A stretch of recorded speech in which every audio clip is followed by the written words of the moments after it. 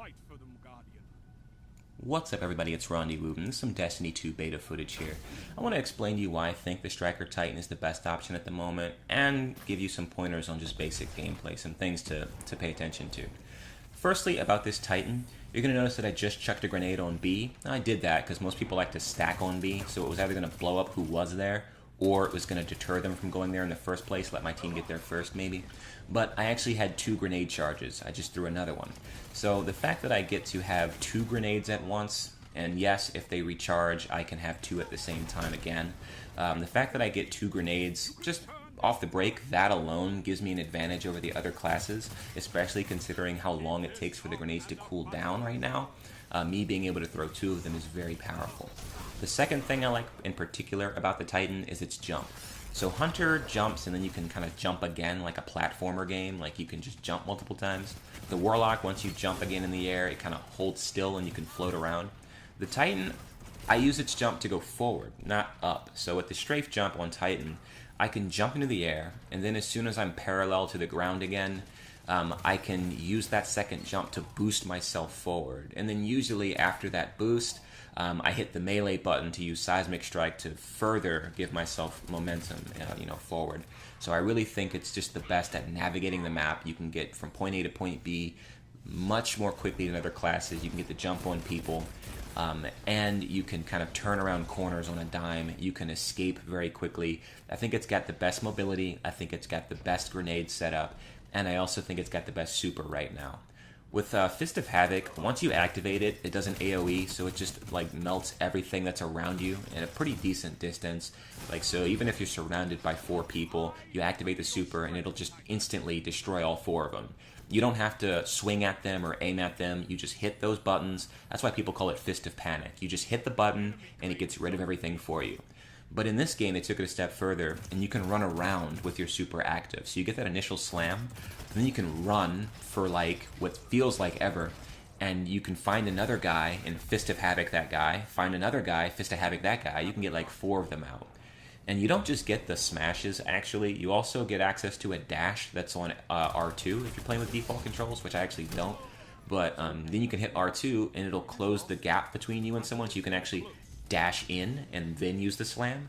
But if you hit them with the dash, that's also a one-touch kill, so it's a win-win. But you can use it to kind of cleverly get away, or you can use it to dash in and then do something else. It's very good, it has a lot of utility. So that's the Titan-specific stuff. The stuff about just moment-to-moment gameplay, when I actually engage with people, and even if you watch this back, you'll see with that first gunfight, I like to make sure I have an escape route to my back or somewhere, and I like to make sure that I'm attacking from cover. I'm going to be behind one of the many pillars. I'll have a tree or a wall to my left or my right. I make sure that I'm, as safe as I can be while also able to engage in battle. And then my opponent, well, whatever about my opponent, but a lot of people, they stand out in the open, or they want to rush and run toward you. And that's the second point, is I try not to overextend. So if I am having a gunfight with somebody, I don't necessarily need to run up to their face or pursue them if they start to run from me, because then it's very easy for you to be led back into a 1v2 or even a 1v3.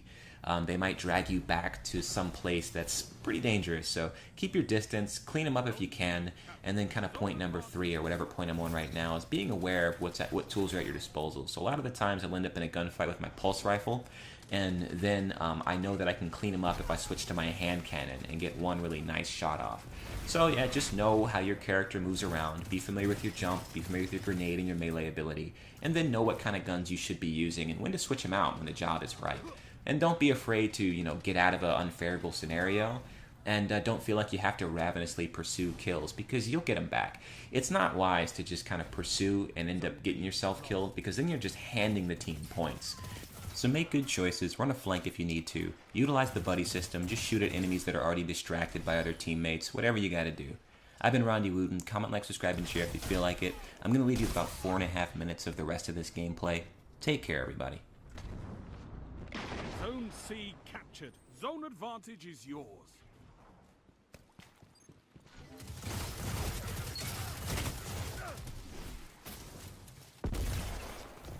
Good. Show your enemy what a real fight looks like.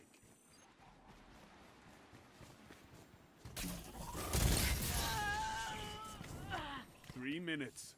You're evenly matched. Zone B captured.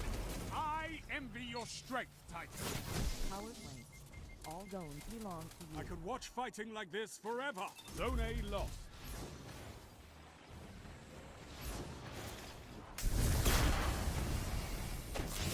I bet they didn't expect that.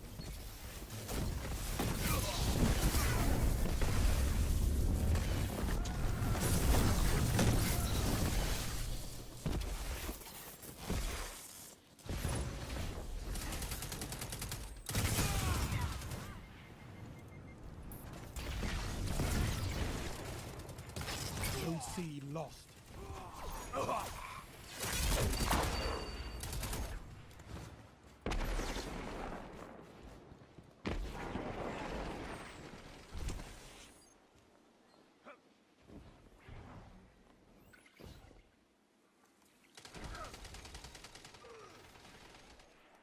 You captured Zone A.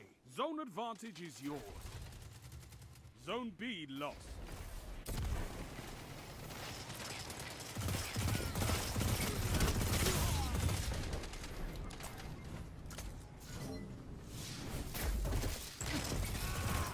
I envy your strength, Titan.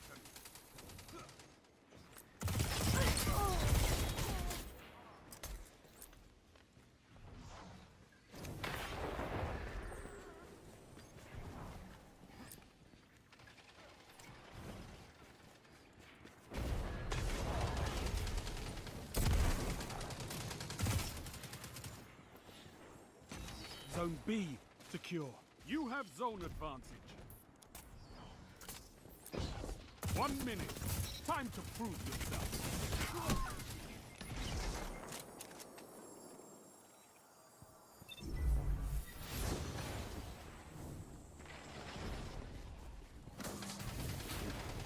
Zone B lost. Keep it up, and victory is yours. Zone C captured. Zone advantage is yours. 30 seconds remaining.